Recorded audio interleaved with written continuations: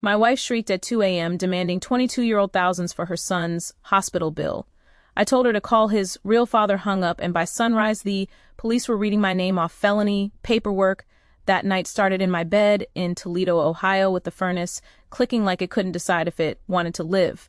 February cold pressed against the windows and made the floorboards bite through your socks. The house was a plain little ranch on a quiet street near Alexis Road. Paid off, modest, the kind of place old men brag about because it means nobody owns you. But the county tax office.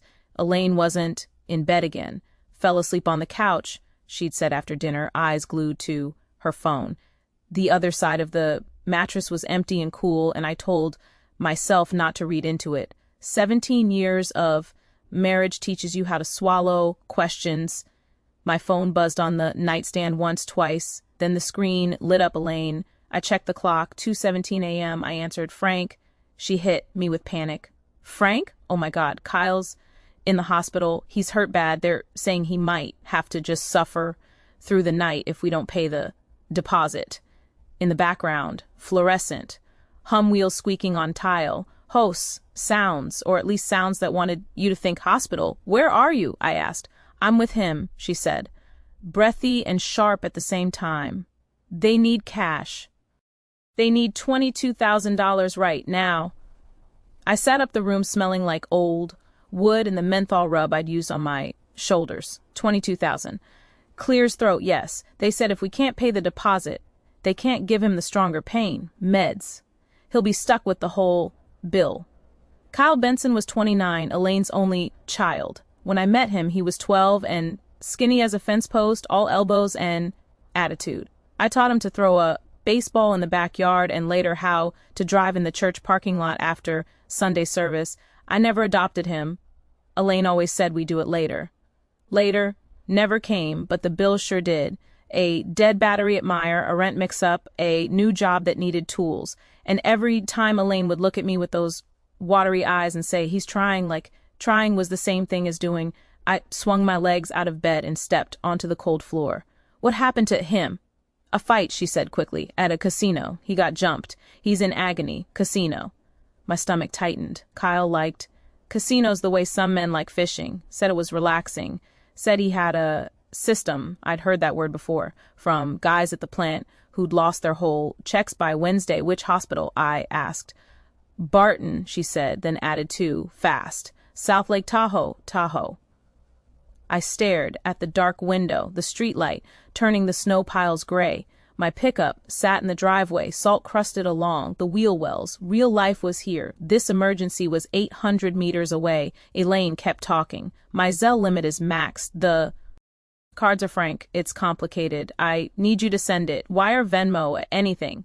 I'll pay you back Monday. I swear. Why can't you pay? I asked. A beat. Then she went softer the way she got when she wanted me to fold. Because we're tapped out, honey, and he's crying. He's asking for you. That old reflex flared. Reach for your wallet. Fix it. Prove you're a good man. I felt it in my hands like they were already opening the banking app. Then another thought slid in behind it, clear as ice. She kept saying, my son. Not our son. My son. I remembered the last emergency call, 3:05 a.m., 2 summers ago. Elaine swearing Kyle needed money for a medical deductible. I sent it. A week later, I saw a photo on Facebook. Kyle in a nightclub bottle in his hand, grinning like a kid who'd found a cheat code. I'd confronted Elaine. She'd cried. I'd apologized for overreacting. That was the rhythm of my life. I paid. Then I apologized. I swallowed. Elaine called his father. Silence. Then her voice turned flat. Excuse me. Call Kyle's real father, I said. My voice wasn't loud. It was steady. Like when you find a cracked part and you don't argue with it, you replace it. I'm not doing this anymore. Frank, that man is not in our lives. And I am? I asked, because right now you're talking to me like I'm a debit card. How can you say that when he's in a hospital bed? She snapped. How can you demand $22,000 at 2 a.m, I said, and refuse to explain anything besides pay? He needs help. You're his family. Her voice climbed into a scream. In the background, someone said, ma'am, please. And Elaine plowed right over it. If you don't send it, he'll suffer all night. My hand tightened around the phone. I pictured my pension file in the drawer, the paid-off house, the quiet life I'd earned one shift at a time. I pictured every time I'd said yes, because guilt was easier than fighting. I exhaled slow. I'm going back to sleep. Frank, go. Call his real father. I repeated, good night, Elaine. I ended the call. My heart was thumping, but underneath it was an empty space where guilt usually lived. I powered the phone off, black screen, no more buzzing, and lay back down. The furnace clicked. The house settled. Outside, somewhere down the block, a plow scraped the street like sandpaper, and I slept like a man who finally put down a box he'd been carrying for years. I woke up to sunlight slicing through the blinds and the smell of stale coffee from the timer I'd forgotten to reset. For about 5 seconds, my mind was empty. Then the memory of the call slid back in cold and sharp. I sat on the edge of the bed, feet on the same cold floor, and felt something unfamiliar lightness. No buzzing phone, no knot in my chest, just quiet.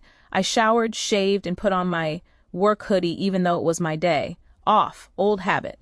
When you've worked a plant floor for 35 years, you dress like you might get called in. I was pouring coffee when my phone lit up again. Unknown number. I let it ring. Stopped, then rang again. Same number. I answered. Frank Whitmore. Mr. Whitmore, a man said, calm and practiced. This is Officer Daniel Rizzo with the Dearborn Police Department in Michigan. Are you the stepfather of Kyle Benson? The mug paused halfway to my mouth. I'm married to his mother, I said. Why is Dearborn calling me? There was a soft rustle of paper.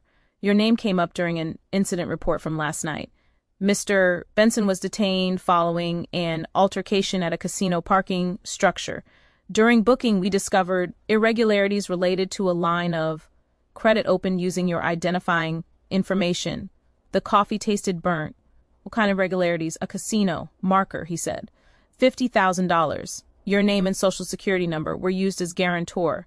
My kitchen felt suddenly smaller. I didn't authorize anything I said. I understand, he replied. That's why I'm calling. We need to ask you a few questions and advise you to secure your financial accounts immediately. Is Kyle okay? I asked. A pause. He has injuries consistent with a physical struggle, non-life-threatening. He's being treated. However, he's also facing charges related to fraud and identity misuse. I leaned against the counter and stared at the calendar. Elaine had hung last Christmas. Puppies and Santa hats. I'd circled my next union physical in red. Officer, I said I had no idea about any credit line. That's noted. He said you may also be contacted by federal investigators if this escalates. I suggest you obtain copies of your credit report today. The call ended politely, professionally, like a man doing his job. I set the phone down and stood there until the coffee went cold in my hand. So that was it. Not a hospital bill, a trap. I grabbed my laptop and logged into my credit monitoring account, the one I'd signed up for after a coworker had his identity stolen by his own nephew. Back then I told Elaine can't be too careful. She'd smiled and said I worried too much. The screen loaded. 3 soft inquiries in the last month. 1 hard inquiry from a casino-affiliated lender I didn't recognize. My chest tightened. I printed everything. Then I did something I hadn't done in years. I drove to Rudy's Diner on Monroe Street. Rudy's was the kind of place that smelled like bacon grease and old coffee, where the mugs were thick and chipped and nobody rushed you out. It was where retired men went to remember who they were before their knees gave out. Ray Kovich was already there, same booth. He claimed since Reagan was in office. He wore his brown jacket with the frayed cuffs and had his glasses perched, halfway down his nose, reading the sports page like it still mattered. Frank, he said, folding the paper, you look like hell. Morning to you, too, I said, sliding into the booth. I set the printouts between us. Rye didn't touch them at first. He just looked at my face. This about Elaine's boy? I nodded. He finally picked up the papers, scanning slow, methodical, the way H.E. used to audit suppliers when he was still on the job. His jaw tightened with every page. This wasn't sloppy, he said. After a minute, this was planned. My stomach dropped. Planned how? Look at the dates, he said, tapping the paper. Soft pulse first, someone checking limits, then the hard inquiry. You don't do that unless you expect approval. I thought about Elaine's late nights on, the couch phone glowing in the dark. He couldn't have done this alone. Ray took off his glasses. Frank, who has your documents? The diner noise faded. Forks clinked at somewhere far away. My wife, I said. Ray didn't look surprised. Then listen to me carefully. You don't confront anyone yet. You protect yourself. I rubbed my hands together. My fingers were cracked from winter air and factory solvent. Protect how? You freeze. Accounts. You pull full reports. You document everything he said, and you don't let guilt make decisions for you. Guilt. That word sat between us like an old enemy. Ray leaned back. Casino. Markers aren't like credit cards. They're closer to personal loans. When they go bad, people get desperate. And when people get desperate, they drag whoever they can down with them. My phone buzzed on the table. Elaine, I didn't answer. A text followed, then another. Elaine, please call me. Elaine, this is serious. Elaine, they're saying things that aren't true. I turned the phone face down. Ray nodded once. Good. We finished our coffee in silence. When I stood to leave, Ray put a hand on my arm. Frank, whatever you think you know about this situation, assume it's worse. I drove home slower than usual every mile, giving my thoughts room to stretch. Back in my living room, I opened the filing cabinet. Elaine and I shared insurance papers, tax returns, medical statements, everything neat, everything labeled in her handwriting. At the back behind the homeowner's policy, I found an envelope I didn't recognize. Inside were copies of my Social Security card, my driver's license, and a pre-approval letter addressed to me dated 3 weeks earlier. My knees went weak. That's when my phone rang again. Different number this time. I answered. Mr. Whitmore, a woman said, voice tired but kind. This is Special Agent Karen Lewis with the U.S. Attorney's Office. We need to schedule an interview. I closed my eyes. About what? I asked, though I already knew. About protecting you, she said, and understanding who thought using your name was safe. I hung up and stared at the wall. Elaine had said it herself. Safer name. I sat there until the furnace kicked on again, the sound filling the house like a warning bell. Whatever this was, it was bigger than a hospital bill. And it wasn't over. I didn't confront Elaine that night. That was the hardest part. Every instinct in me wanted to walk into the living room, drop the envelope on the coffee table, and ask her one simple question. Why? But Ray's voice kept looping in my head. Protect yourself, first. So, I did what inspectors do. I observed. I documented. I waited. Elaine came home around 7, snow melting off her boots, cheeks flushed, like she'd been crying or yelling, or both. She didn't look at me when she set her purse down. Kyle's stable, she said too quickly. They finally got him comfortable. I nodded. Good. She hovered, waiting for more. When nothing came, she filled the silence. Herself. The police are blowing things out of proportion. Casinos do this all the time. Kyle just signed some paperwork he didn't understand. I kept my eyes on the TV, a rerun of Jeopardy I'd already seen. Her shoulders stiffened. Frank, you're acting strange. I turned to her then. Am I? She studied my face like she was checking for a fever. You didn't even ask how bad he's hurt. He's alive, I said. That's what matters. She nodded slowly like she'd won a small point. Exactly. So we need to be united right now? United? That word used to mean something to me. She went to bed early. I stayed up sitting at the dining table with my laptop and a yellow legal pad, the kind I'd used my whole career. The house was quiet except for the tick of the wall clock Elaine insisted on keeping because it reminded her of her father. I pulled full credit reports from all 3 bureaus. That's when the pattern showed itself. Not one. Big theft, a drip, small cards opened and closed. Balance transfers that landed just under alert thresholds. Refunds from medical providers that had been rerouted to an account I didn't recognize. Then zeroed out W. Within hours. I traced the account. Elaine's maiden name was on it. My chest tightened, but my hand stayed steady. Write it down. Date, amount, source, destination. Inspectors don't panic. They measure. Around midnight, I found something that made me laugh out loud. One sharp, humorless bark that echoed in the empty room. Kyle's occupation listed on a credit application. Logistics consultant. Yeah, I muttered. Logistics. He'd been moving money all right, just not his own The laugh faded, replaced by something heavier. I leaned back and stared at the ceiling, and without asking permission, a memory pushed its way in. Kyle at 16 gripping the steering, wheel in the empty church parking lot, knuckles white. Easy, I told him. You don't fight the car, you guide it. He stalled 3 times, cursed, laughed, then finally rolled forward smooth as butter. Elaine had clapped from the steps like he just won the Indy 500. I'd been proud. God help me, I'd been proud. I snapped back to the present and underlined a number on the page.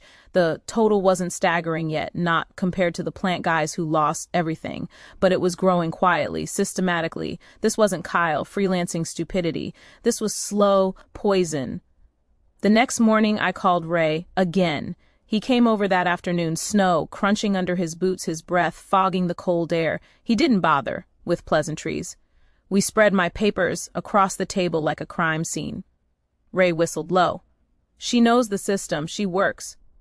The system, I said. He nodded. Medical billing teaches you how to sound urgent without being specific. People hear deposit and they stop thinking. I thought about that 2 a.m. call, the language, the pressure, the clock she'd put on me. Suffer all night, Ray tapped a line item. These refunds here, insurance overpayments, you ever see them? No, I said. She handled all that. He leaned back. Frank, this isn't just family drama. This is fraud, and if you don't separate yourself now, you'll be standing next to them when it collapses. That word again, separate. After Rye left, Elaine called me into the kitchen. She was holding her phone with both hands like it weighed something. They're saying Kyle might need surgery, she said. Snort says the hospital won't schedule it without a deposit. Which hospital? I asked. She blinked. What? Which hospital? I repeated. Her mouth opened then closed.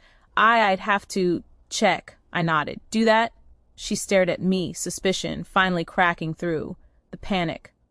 Why are you asking like that? Because every time you ask me for money, I said evenly, the details get fuzzy. Her eyes flashed. Are you accusing me of lying? I'm saying I'm done sending money without answers. She crossed her arms, defensive now. You've changed.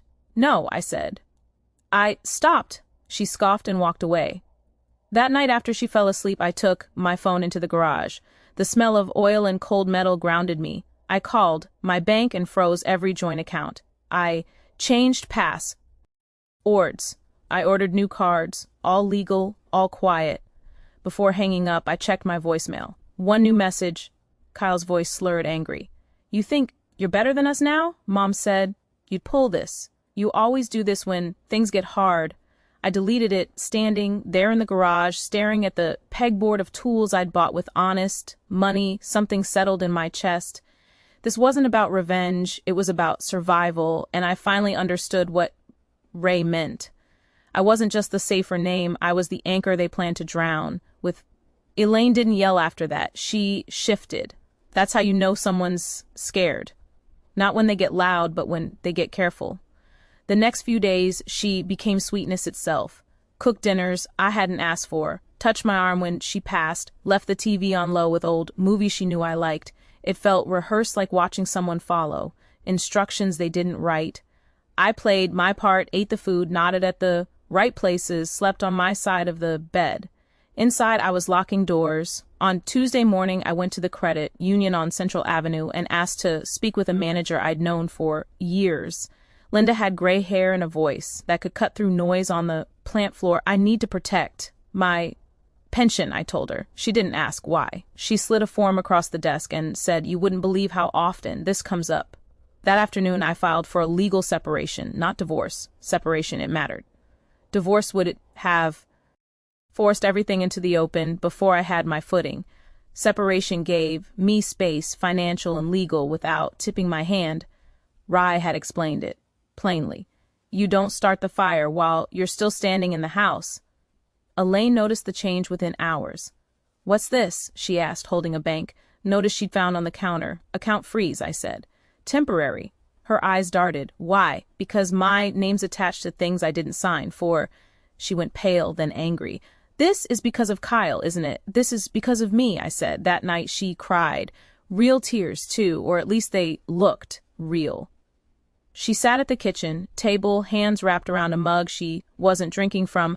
Frank, I'm scared. I feel like you're abandoning us. I leaned against the counter, arms crossed, the same stance I'd taken during safety audits. Listen, don't interrupt. God tells us to forgive, she said softly. Families don't turn their backs. I felt it then, that old pull, the urge to fix things, to smooth it over, to be the steady one so everyone else could wobble. I'm not turning my back, I said. I'm stepping out of the way. She looked up sharply. What does that mean? It means I'm done being used, I said, and I'm done being lied to. Her mouth trembled. You don't know the whole story. I know enough, I said. She reached for my hand. I didn't pull away, but I didn't squeeze back either. Her skin felt cold. Frank, she whispered, you've always been the safer name. It was. She froze the second the words left her mouth. I didn't react. Didn't raise my voice. Didn't ask her to repeat it. I just nodded once, like I'd heard a machine make a sound that told me exactly where the fault was. She knew what she'd said. I stood up. I'm going for a drive. I took the long way to the river, past the old warehouses and the VFW hall with the faded flag out front. The radio crackled with farm reports and an ad for replacement windows. Normal sounds, anchors in the parking lot. I sat in my truck and let the recorder run, not because I planned to trap her, because I needed to remember what truth sounded like. Over the next week, I kept my movements boring and predictable. Work, diner, home, no confrontations, no accusations behind the scenes. I gathered statements, emails, account histories. Ray helped me organize it into a timeline that read like a slow motion fall. Kyle's gambling wasn't new. It went back 3 years. Online first, then regional casinos, small wins, bigger losses. Elaine had covered early debts with refunds and transfers. When that wasn't enough, she moved to credit. When credit hit limits, she escalated. She hadn't just used my name. She'd planned around it. Friday evening, Elaine asked if I'd go with her to church on Sunday. I think we need God right now, she said. I looked at her for a long moment. We need honesty, I said. But I'll come. The sanctuary smelled like old wood and lemon cleaner. People smiled at us the way they always had. A few pat my shoulder. Praying for your boy, someone said. During the sermon, Ela leaned against me, crying quietly. I stared straight ahead, listening to the pastor talk about stewardship and truth. The irony didn't escape me. Afterward, in the parking lot, Elaine pulled me aside. They're pressuring me, she said. The hospital, the casino, everyone. I know, I said. She searched my face. Will you help us? I shook my head. I'm helping myself. Her expression hardened. You're going to ruin us. No, I said. You already did that. I'm just refusing to help hide it. That night, my phone rang. Unknown number. I answered. Frank Whitmore, this is Special Agent Lewis. The woman said, we're ready to schedule your interview. And for what it's worth, you did the right thing by freezing your accounts. I hung up and sat in the dark living room, the clock ticking on the wall.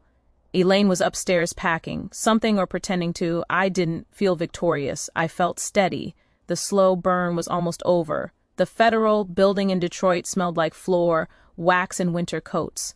It was the kind of place designed to drain emotion out of people. Beige walls, low ceilings, no windows where you'd want them. Justice wasn't meant to be dramatic. It was meant to be final. Elaine walked in 10 minutes late, heels clicking too loud for the room. She wore a navy coat she'd bought last fall with money I recognized from a medical reimbursement. Her hair was perfect. Her eyes were red enough to look convincing. Kyle came in through a side door with a public defender at his elbow. He looked smaller than I remembered. Puffy face, split lip, rib, brace under his jacket. He wouldn't meet my eyes. I sat alone on the hard bench, folder on my lap, hands folded the way I'd learned to sit during disciplinary hearings at the plant, calm, still, prepared. When the judge entered, the room stood, chairs scraped, someone coughed. This was it. The prosecutor spoke first. Calm voice, clean timeline, casino markers opened under my name, credit cards tied to my social security, number, refunds routed through accounts I didn't control, recorded calls, bank, statements, dates, amounts, paper, doesn't care about feelings. Elaine shifted in her seat when her maiden name came up. She leaned toward her attorney, whispering too fast. Kyle stared at the floor. Then my name came up, Mr. Whitmore, the judge said, peering over his glasses. You are listed on multiple documents as a guarantor. Did you authorize any of these accounts? No, Your Honor, I said. My voice didn't shake. I didn't know they existed until last week. The judge nodded. And when you discovered them, I froze my accounts. I reported the activity. I cooperated fully. The prosecutor stood. Your Honor, we'd like to introduce Exhibit D. A man stood from the back of the room. Mid-50s, broad shoulders, work, boots, nervous hands. This is Derek Benson, the prosecutor said. The biological father of Kyle Benson. Elaine's head snapped up. Kyle finally looked at someone. Derek cleared his throat. I've been paying child support since Kyle was born, he said. I tried to stay in contact. Elaine changed numbers, moved, told me Kyle didn't want to see me. Elaine shot to her feet. That's not true. The judge raised a hand. Sit down, ma'am. Derek kept going. I found out about the casino mess when a collection agency called me last month, said I was the father. That's when I learned my son had been using Frank's name. Kyle's face crumpled. Mom said you wouldn't help, he muttered. Derek looked at him, pain, plain as day. I would have helped you get treatment. I wouldn't have helped you gamble. The room went quiet. The prosecutor played the recording. Elaine's voice filled the courtroom, tiny, but unmistakable. You were always the safer name to use. No context, no explanation, just the truth. Naked and ugly. Elaine covered her mouth. The judge leaned back, exhaled slowly. Mrs. Whitmore, do you dispute the authenticity of this recording? Elaine's lawyer whispered urgently. She shook her head. Kyle's public defender stood. Your Honor, my client was injured. He was under duress. Your client committed fraud, the judge said. While injured, both things can be true. He turned to me. Mr. Whitmore, the court finds no evidence you authorized or benefited from these actions. All claims against you are dismissed. Something loosened in my chest. Not relief exactly. Release. Then the hammer fell. Elaine was charged with conspiracy to commit financial fraud and identity. Thank you. Misuse. Kyle's charges were reduced, but not erased. Fraud, assault, mandatory. Treatment. Kyle slumped in his chair, like a puppet with cut strings. Ela stood shaking. Frank, she said, stepping toward me as the judge called recess. Please, I was just trying to protect my son. I stood too slow and deliberate. People were watching, clerks, lawyers, strangers who would forget us by dinner. I spent 17 years protecting him, I said quietly. You spent them using me. Her mouth opened, closed. I paid my last bill for you, I said. It's called the truth. She reached for my sleeve. I stepped back. In the hallway, reporters hovered, but didn't pounce. This wasn't a scandal, big enough to trend. It was small town justice, the kind that ruins lives, quietly. A man from my church stood near the elevators. He told me once that abandoning family was a sin. He wouldn't meet my eyes. Ray called me that night from his recliner. You okay? I am, I said. And for the first time, it was true. Justice didn't cheer. It didn't clap. It just stood there stamped and signed and let me walk out. I moved in. April, when Lake Erie was still steel, gray and stubborn with cold. The house sold faster than I expected. A young couple with a baby on the way wanted the quiet street and the paid-off bones. I wished them luck and meant it. I took what I needed and left the rest. Funny how little you actually own once you stop propping up other people's lives. I rented a small place near the water, outside Sandusky. One floor, no stairs, a porch that faced east so the morning light hit the coffee mug just right. The first night there, I slept with the window cracked and woke up to gulls. Instead of a phone buzzing with panic, Elaine wrote once, a letter, not a text, handwritten.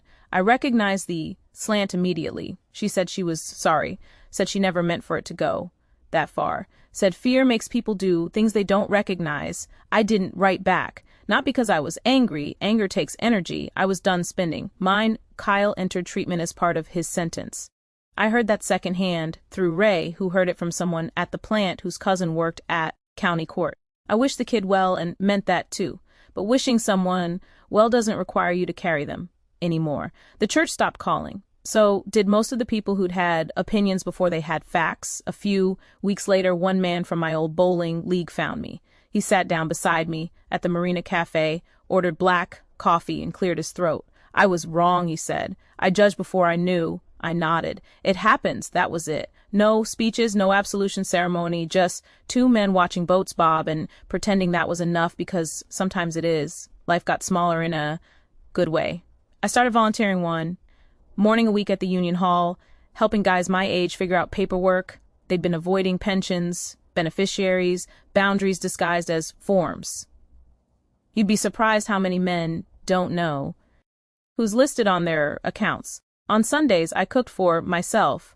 Real meals, simple ones, nothing that needed rescuing. Sometimes sitting on the porch with the lake wind in my face, I'd think back to that night, the 2 a.m. call, the demand, the way my heart had raced when I said no. I used to believe love meant never letting people fall. Now I know better. Love without limits isn't love, it's liability. Revenge didn't come with shouting or slamming doors. It came with silence, paperwork, and the quiet decision to stop paying for someone else's lies. It came with waking up and realizing the only person I had to carry was myself. If you were listening to this and you've ever been treated like a wallet instead of a partner, if you've ever been told that your worth was measured by how much you could fix, I want you to know something. You're allowed to stop. You're allowed to protect what you earn, and you're allowed to sleep through the night.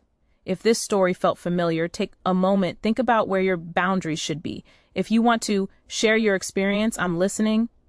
And if you want to hear more stories like this, stories about choosing dignity over guilt, consider staying with us. Sometimes the bravest thing you can do is hang up the phone,